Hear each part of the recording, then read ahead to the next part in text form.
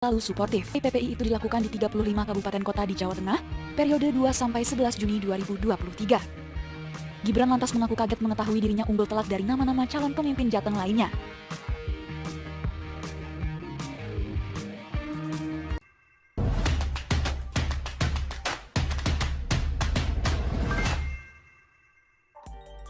Elektabilitas tembus 40%, Gibran terlalu perkasa untuk maju sebagai Jateng 1. Ditulis oleh Widodo SP di silver.com.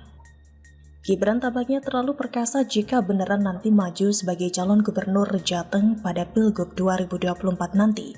Fakta ini seiring hasil survei dari Parameter Politik Indonesia yang menyebutkan wali kota Surakarta itu memiliki elektabilitas sangat kuat untuk menjadi gubernur Jawa Tengah 2024. Dilansir dari laman kompas.com, Direktur Eksekutif Parameter Politik Indonesia, Adi Prayitno menyebutkan bahwa rata-rata elektabilitas Gibran, baik saat disurvei sendiri atau dipasangkan dengan beberapa calon wakil gubernur, selalu berada di kisaran 40%. Dari sisi elektabilitas, tidak bisa dibantah bahwa Gibran Raka Buming Raka sementara ini hampir mustahil untuk dikalahkan. Gibran mampu meninggalkan lawan-lawannya dengan selisih keunggulan hampir 40% di semua skenario. Jelas Adi Kamis 22 Juni 2023. Hasil survei ini menunjukkan bila Gibran ini memiliki potensi terbaik untuk maju mencalonkan sebagai gubernur Jateng dalam kontestasi pemilu 2024 mendatang. Sementara untuk calon wakil gubernurnya ada macam-macam seperti Taj Yassin Maimun, Diko Ganindito, Ahmad Hussein, Bupati Banyumas, hingga Sri Mulyani, Bupati Klaten, Abdul Hafiz, Bupati Rembang, dan Sudirman Said yang dianggap potensial untuk mendampingi Gibran berduet memimpin Jawa Tengah pada periode mendatang, meneruskan kepemimpinan duet Ganjar Pranowo dan Taj Yassin yang akan segera berakhir dalam waktu dekat. Namun semua ini berpulang pada PDI Perjuangan selaku partai di mana Gibran bernaung. Semisal nanti ada penugasan dari partai agar Mas Gibran dalam Pilgub 2024, maka bisa dipastikan kans Gibran untuk menang dalam kontestasi itu semakin besar. Mau bersaing dengan siapapun rasanya sukar buat membendung kans Gibran dengan elektabilitas yang mungkin bisa tembus 50% kalau beneran maju. Justru yang menarik adalah ketika Sudirman Said turun ke langgang lagi untuk mencoba menggoyang kenyamanan atau kans Gibran menuju kursi Jateng 1, seperti yang pernah dilakukan pada Pilgub sebelumnya 2018. Seperti kita tahu, kalau orang ini maju, maka dukungan dari kelompok yang mengusung cara yang berbeda akan membuat kontestasi menjadi menarik. Paham kan maksudnya? Jadi bagaimana sekarang? Ya kita tunggu saja karena masa pendaftaran pemilihan gubernur 2024 masih cukup lama. Apapun bisa terjadi sampai saat itu tiba. Tapi kalau saya sih sangat mendukung Mas Gibran jika ingin mencari tantangan sekaligus membidik buat memimpin Jateng. Dengan masih banyaknya PR yang perlu digarap ketika nanti Ganjar Pranowo selesai menjadi Jateng 1. Begitulah kura-kura. Bagaimana kalau menurut Anda?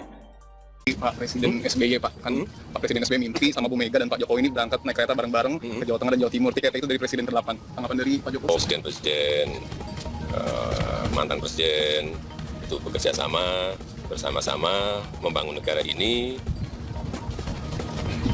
Ya, itu mimpi kita.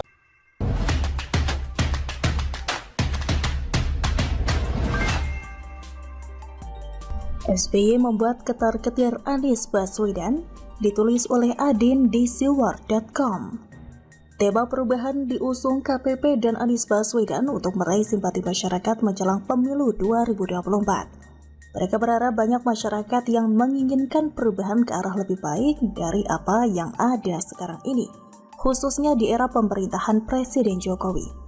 Di lain pihak, survei menyatakan tingkat kepuasan publik terhadap kinerja pemerintahan Presiden Jokowi sangat tinggi, bahkan pernah menyentuh angka 82%.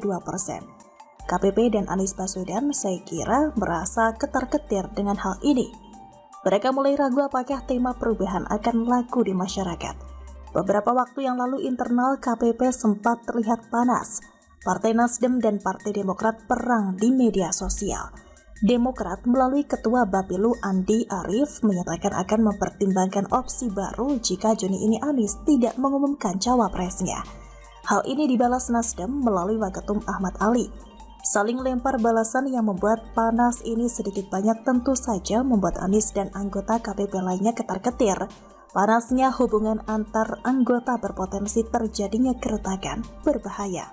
Anies makin ketar-ketir ketika AHY dan putri mahkota PDI Perjuangan mengadakan pertemuan spesial. Minggu kemarin mereka berdua bertemu di Senayan sekitar 1 jam. Pertemuan ini tentu saja bukan pertemuan sembarangan yang tiada artinya. Sangat mungkin Demokrat bersiap nekat merapat ke poros PDI Perjuangan, Anies terancam ambyar. Belum reda rasa cemas Anies, tidak hanya AHY, SBY pun menambah rasa cemas Anies.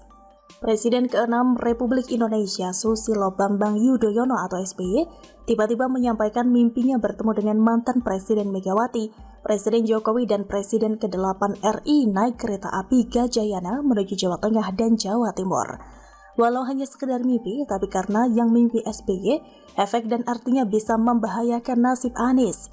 Mimpi SBY ini bisa diartikan keinginan SBY, keinginan AHY, dan keinginan Partai Demokrat untuk bergabung dengan PDI Perjuangan. SBY tidak menjelaskan apakah mimpi ini mimpi ketika tidur atau mimpi dalam artian keinginan atau cita-cita.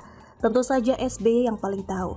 Jika mimpi yang dimaksud adalah mimpi ketika tidur, maka bisa saja diartikan SBY sangat berkeinginan untuk gabung dengan PDI Perjuangan.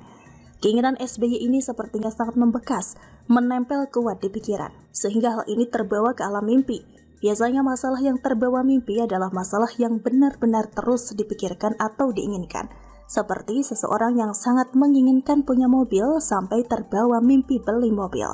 Jika mimpi ini bukan ketika tidur, tapi mimpi dalam arti cita-cita atau keinginan, maka hal ini bisa dianggap sinyal kuat. SBY memberikan tanda jelas jika Demokrat punya opsi untuk keluar dari KPP dan bergabung dengan PDI Perjuangan. Mimpi SBY ini benar-benar membuat Anies Baswedan galau dan ketar-ketir. Bagaimana kalau menurut Anda? Jangan 929.000. Enggak benar. Enggak benar. Nanti, tolong. Enggak benar. Dari Jangan- mana saya terima? jangan Enggak menghalangi. benar. Tolong diberi pengertian, Pak. Tidak Ya, benar. sudah. Nanti ada kesempatan saudara untuk menanggapi. Kasih tempo ini.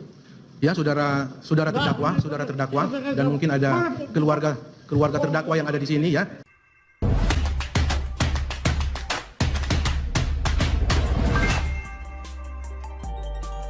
Opa Lukas kembali berulah.